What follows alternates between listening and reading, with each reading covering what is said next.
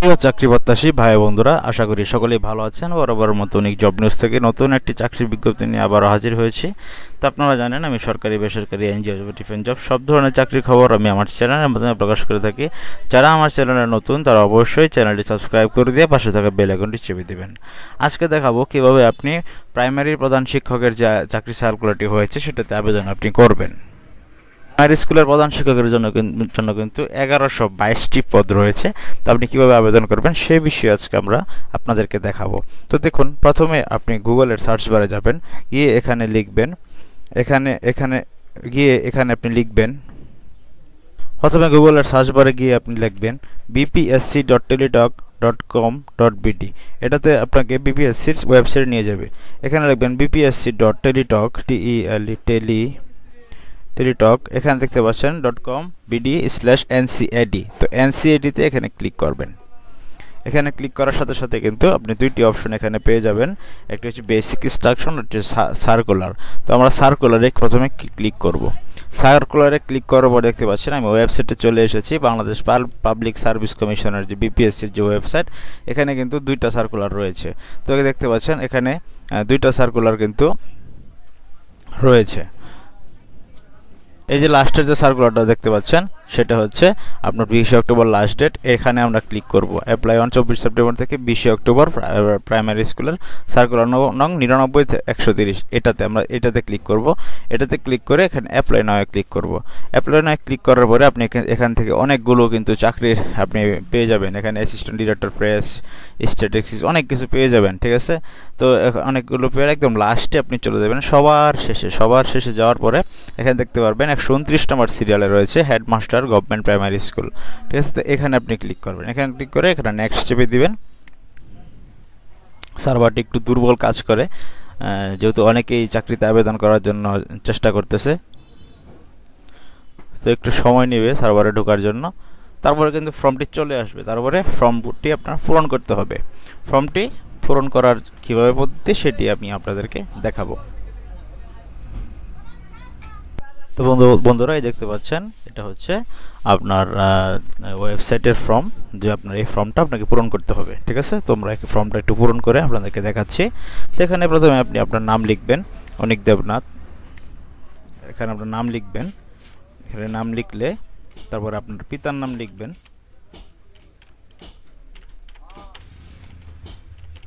পিতার নাম লেখার পরে এখানে মাতার নাম লিখবেন।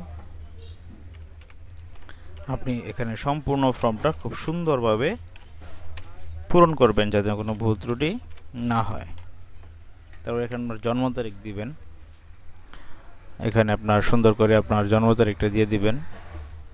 আপনার সার্টিফিকেট অনুযায়ী যে আপনার ন্যাশনাল আইডি কার্ডের যে জন্ম তারিখটা রয়েছে সে অনুযায়ী দিবেন, যেন কোনো ভুল ত্রুটি এখানে না হয়।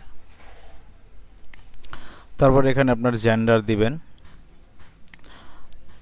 আপনার যদি কোনো ফ্রিডম ফাইটার স্ট্যাটাস যদি থাকে, হ্যাঁ, যদি আপনার কেউ মুক্তিযুদ্ধ থাকে তাহলে দিবেন, বা না থাকলে আপনি দিবেন না। তারপরে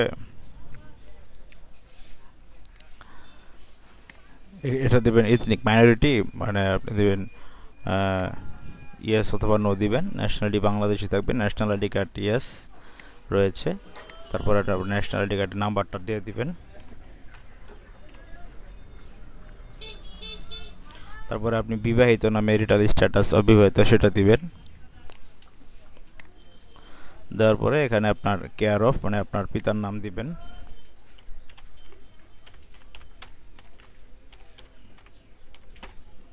তারপরে এখানে আমরা গ্রামের নাম লিখবেন।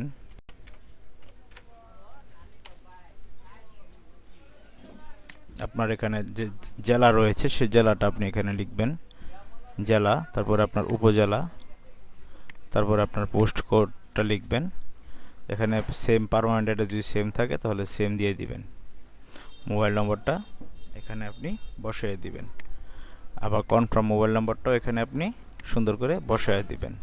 তারপরে আপনার এসএসসি, এইচএসসি এবং গ্র্যাজুয়েশন লেভেলের যে শিক্ষাগত যোগ্যতা, যদি মাস্টার্স থাকে মাস্টার্স দিবেন।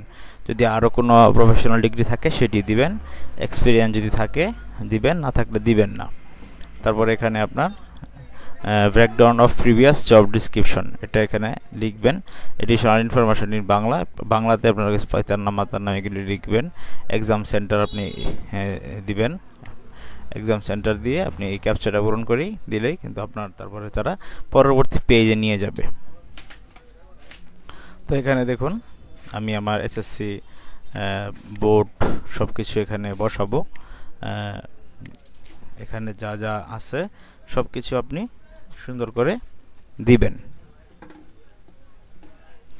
সুন্দর করে দেওয়ার পরে আপনি এখানে আপনার অনার্সের ইন্টারমিডিয়েট এটা দিবেন, ইন্টারমিডিয়েটের যে রোল রয়েছে সেটি সুন্দর করে বসিয়ে আপনারা দিবেন। তারপরে আপনারা কিন্তু সব কিছু পূরণ করে এখানে ক্লিক করলে কিন্তু আপনার চাকরির আবেদনটি পরবর্তী পেজে আপনাকে নিয়ে যাবে। তো বন্ধুরা, এই ছিল মূলত আজকের মতো। ভালো থাকুন সকলেই, দেখা হচ্ছে পরবর্তী চাকরির ভিডিওতে আবার আপনাদের সামনে নতুনভাবে নতুন কোনো ঠিকানায়।